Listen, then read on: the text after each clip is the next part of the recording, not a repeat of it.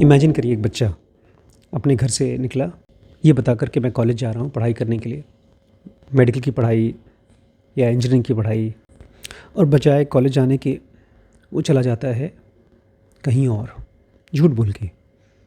कहीं गलत जगह नहीं जाता, बहुत अच्छी जगह जाता है, लेकिन झूठ बोल के घर वापस पहुंचता है। क्योंकि ये कहानी मैं जानता हूँ, एक्चुअली ये साक्षात ऐसे एक नहीं हज़ारों बच्चों को जानता हूँ मैं। जब घर पहुँचे तो माँ बाप ने पूछा कहाँ गए, झूठ बोल दिया कि कॉलेज गए थे, पढ़ाई कर रहे थे, कोचिंग गए थे। और ऐसा एक दिन नहीं, एक हफ़्ता नहीं, महीनों चला। फिर फाइनली झूठ तो छुपता है नहीं, माँ बाप को पता चला, लेकिन अब थोड़ा ज़्यादा ही कॉन्फिडेंट हो गया है। कॉन्फिडेंस की हद ये है कि अब वो बहस करने लगा है अपने पेरेंट्स से। पेरेंट्स को, माँ बाप को समझ में नहीं आ रहा है ऐसा क्यों हो रहा है। गेस कर सकते हैं वो कहाँ जाता है? मैं इसी को बोलता हूँ स्पिरिचुअल गरीबी। और इससे हमारा पूरा देश, बल्कि कहना चाहिए पूरी दुनिया बीमार है। बट ख़ास तौर से इंडिया तो बीमार है ही। ये गरीबी है वैल्यूज़ की, और इसको पूरा करने के लिए हम लोग पीछे भागते हैं गुरुओं के, स्पिरिचुअल टीचर्स के। मुझे पता है आप में से कुछ लोग मुझे अपना गुरु मानते हैं, लेकिन मैं चाहता हूँ इस चीज़ को एकदम क्लियर आज, जैसे मैं बहुत बार कर चुका हूँ, मैं आपका गुरु नहीं हूँ। खैर, तो वो बच्चा किसी न किसी स्पिरिचुअल गुरु को फॉलो करना शुरू कर देता है। मैं उनको कहता हूँ गुरु गैंग, जिनका टिपिकल वेशभूषा होती है लंबी दाढ़ी या लंबे बाल, सर पे टीका। लेकिन सबसे इम्पॉर्टेंट, अपने आसपास में 2 सर्कल में वो लोगों के साथ मिलता है। एक उसका इनर सर्कल है और एक उसका वो सर्कल है जो गुरु के डायरेक्ट कांटेक्ट में नहीं आ पाता। और फिर ये लड़का जो एक प्रोफेशनल पढ़ाई करने के लिए अपने घर से निकलता था, अब वो एक तरह से अनपेड एम्प्लॉय हो गया है इस गैंग का। मैं किसी पर्टिकुलर गैंग की बात नहीं कर रहा हूँ। मुझे याद है तकरीबन 2.5-3 साल पहले मैं रात को 12 बजे अपना मोबाइल मैंने ऑन किया और देखा दिसंबर की सर्दियों में रात को 12 बजे वो गुरुजी अपने फ्लैट में बैठे हैं और उनके आसपास में वो गैंग, उनकी उसको डिसाइपल्स कहते हैं, वो सब उनके साथ सो कॉल्ड सत्संग कर रहे हैं। ये बच्चे जो 16 साल, 17 साल, 25 साल, 30 साल, जिनका मेन काम है अपनी पढ़ाई को कंप्लीट करना, अपने मन को और अपने शरीर को हेल्दी बनाना, ये बच्चे पूरी तरह से एम्प्लॉयड हो चुके हैं एक स्पिरिचुअल ग्रुप में। और अब उनका मेन काम हो गया है अपने गुरुजी को घर घर में पहुंचाना। और इसके लिए कुछ पैसे नहीं लेते वो लोग। इनफैक्ट दूसरों को वो लोग जा कर के पुश करते हैं कि आप पेमेंट करो गुरुजी के काम के लिए। हर महीने 1 से 2 करोड़ ऐसे लोगों का केवल मार्केटिंग में जाता है, यूट्यूब के ऐड में जाता है या गूगल ऐड में जाता है। और ये केवल एक गुरु की बात मैं कर रहा हूँ। ऐसे इंडिया में कम से कम 100 स्पिरिचुअल गुरुज होंगे जो मेरे हिसाब से इंडिया को गरीब बना रहे हैं। लेकिन इनके पास इतनी ताकत आई कहाँ से? इसके पीछे 3-4 मेन रीजंस हैं। एक ही कोर है, अगर आप उस कोर को समझ जाएं तो एज ए कंट्री हम बहुत प्रॉस्पर कर सकते हैं, बहुत अमीर बन सकते हैं। ये क्यों? कोई एक इंसान ढेर सारे लोगों को अपना फॉलोअर बना लेता है, चाहे वो कोई स्पिरिचुअल टीचर हो या कोई पॉलिटिशियन हो या कोई भी इंसान हो। ऐसा क्यों होता है कि लोग हमारा इस्तेमाल कर पाते हैं? मुझे लगता है सबसे बेसिक चीज़ ये है कि हम लोग कई जनरेशन से, इसमें किसी की गलती नहीं है, लेकिन हम लोग कई जनरेशन से इमोशनली वल्नरेबल हैं। मैं कुछ दिन पहले अपने बच्चे के साथ में पीटीएम में गया था, पेरेंट्स टीचर्स मीटिंग में। मैंने उसका एक छोटा सा व्लॉग भी बनाया है। मैं और मेरी वाइफ दोनों अपने बच्चे के साथ में बहुत ही प्यार से रहते हैं। 15-16 साल का हो गया है शीश, हमारा बेटा। उसको हमने आज तक कभी टच नहीं किया है। वो इमोशनली काफ़ी स्टेबल है, लेकिन फिर भी पीटीएम के दिन वो घबरा रहा था।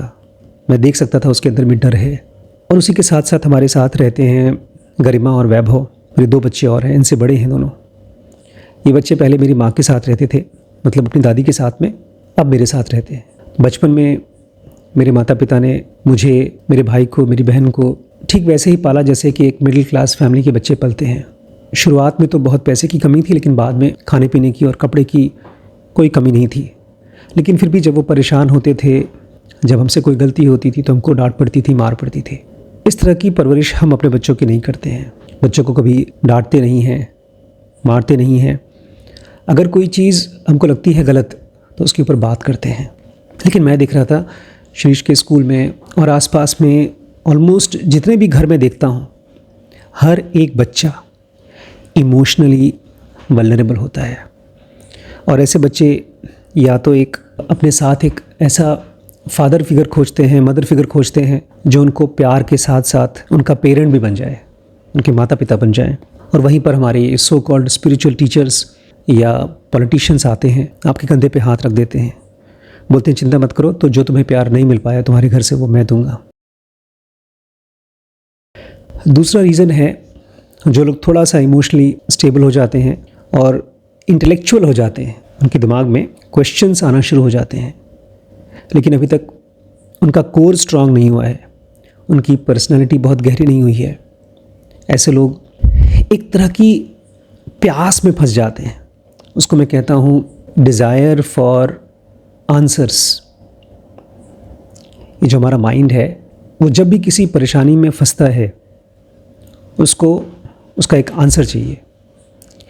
अब आप फिज़िकल वर्ल्ड में किसी काम में फंसे हैं, एक डॉक्टर है, किसी बीमारी को नहीं समझ पा रहा है, एक कंप्यूटर साइंटिस्ट है, वो किसी सॉफ्टवेयर में किसी जगह अटक गया है, तो वहाँ पर तो आप आंसर्स खोजें, सही है, लेकिन अंदर की दुनिया में आंसर्स की खोज गलत है। लेकिन ये गुरुज हमको बताते नहीं हैं। इनके पास रेडीमेड और क्विक आंसर्स होते हैं। ये तो चाहते हैं कि हम उनसे जाकर क्वेश्चंस पूछें और फिर वो हमें अपना आंसर दें।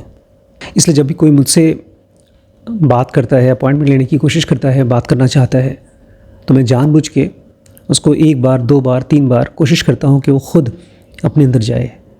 तो सबसे बड़ी प्रॉब्लम और सबसे बेसिक प्रॉब्लम ये है कि हमारे बच्चे, आज की जनरेशन के बच्चे, इंडिया के बच्चे इमोशनली वल्नरेबल हैं। और ऐसे बच्चे फिर या तो स्पिरिचुअल टीचर्स खोजते हैं या तो गैजेट्स खोजते हैं।